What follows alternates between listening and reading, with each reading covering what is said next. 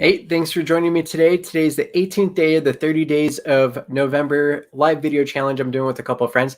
And so, as you may know, money is a difficult thing to kind of handle and get our grasp on. One of the big issues for that is we just weren't taught this stuff in school. You might have had an economics class like I did. You might have had to do maybe a week long where you had to do some budgeting with a little checklist and kind of a sheet of paper where you track all the different expenses, make sure you move it over, make sure you balance it to zero. And that was like a week in school in high school way back when. And that doesn't really carry over. It's not really relevant at the time we're doing it. And it wasn't interesting enough to kind of carry over to our adult lives. And so I don't blame you if finances has been a tricky part of your life early on. One thing though that we do know now, and you probably came to a realization is, hey, this money stuff is kind of important. If I'm not controlling it, I start to feel stressed. I start to get anxiety.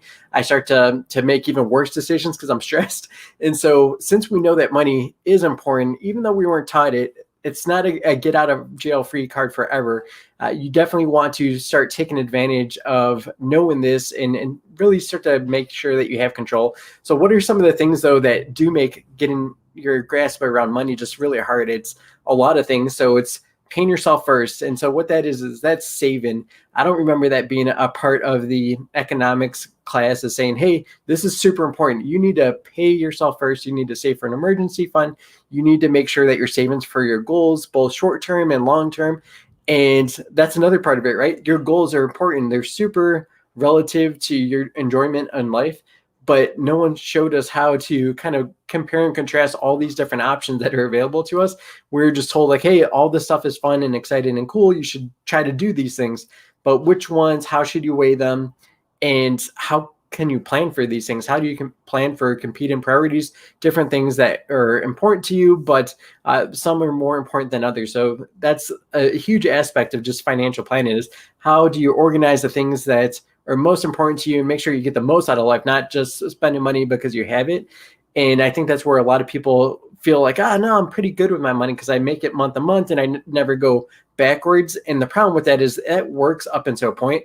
What happens is if you're kind of that money ninja where I say that a lot of people are, where you're really good at spending that last dollar right before that next paycheck hits, what happens is when there's an emergency at the end of the month that you're not accounting for, then all of a sudden that money ninja just kind of goes out the window. And then you do actually slide backwards. You have to rely on credit cards with super high interest rates. And once you dig yourself into a hole, it gets to be a pain to get out of, especially with credit cards. You don't necessarily feel the pain all the time because it's like, I only have to pay $25, even though there's a balance of $3,000 there.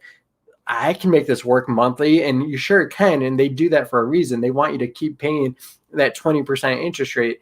And so you need to get a grasp of these things, make sure that you don't ride that close to your next paycheck, because all it takes is one small incident.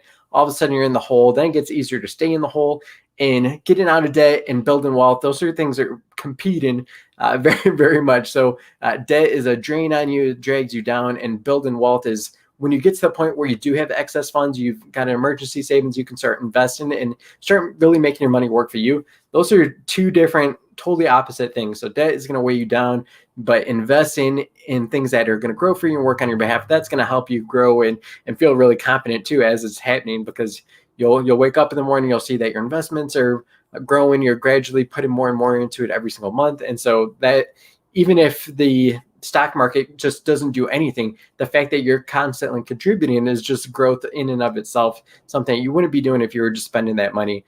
And so those are important. Those are really the key areas that mostly not taught in school. You don't learn about these things. I have a quick comment coming in. I'm going to check out. Oh, just saying that they're going to check this out later, but they have to run. So what you can do though, so we know this stuff is important. We know that this stuff exists. It's not a fairy tale. It's not a myth or an urban legend that investments are out there. You can invest your money will work for you.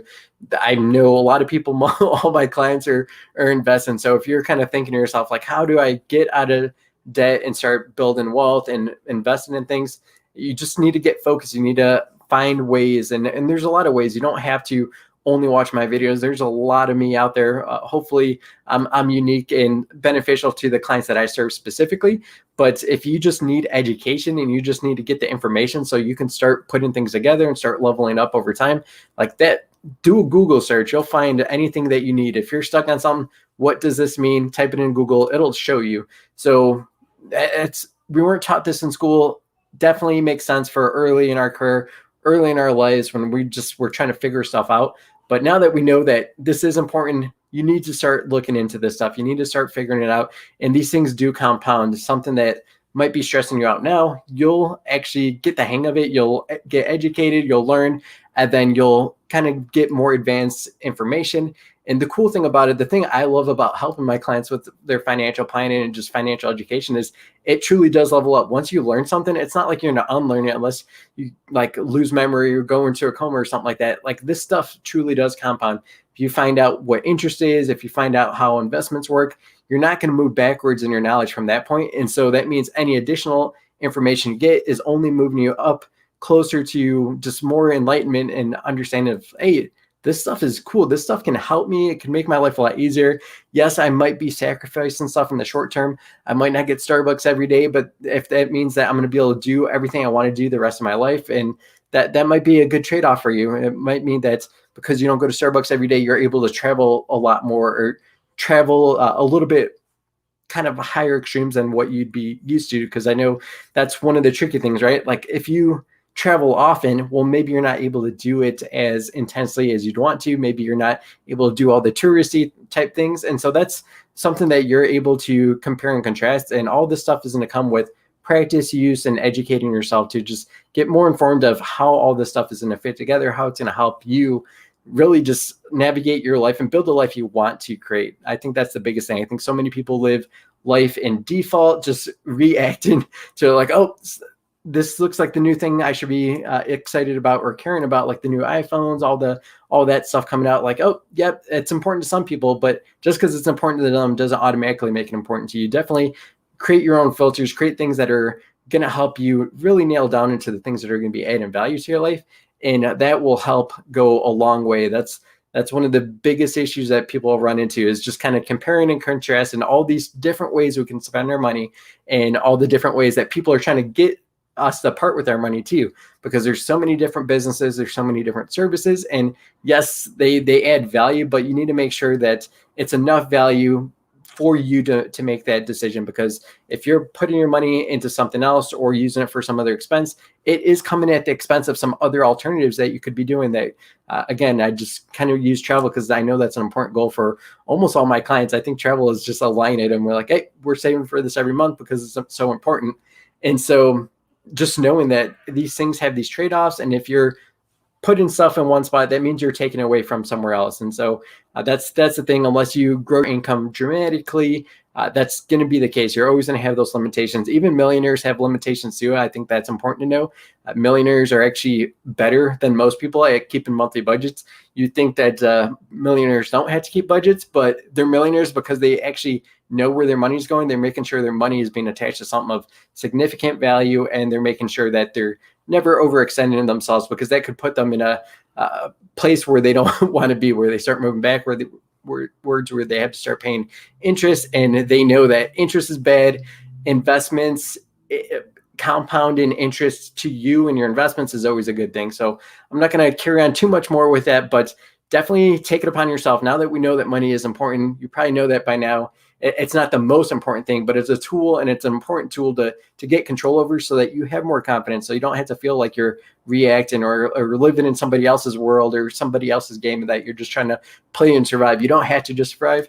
You can figure it out. You can get excited. You can actually get really confident about what you're doing, and it'll make life more enjoyable. So definitely reach out if you have any questions. Let me know what other topics. I have 12 more days of these live videos.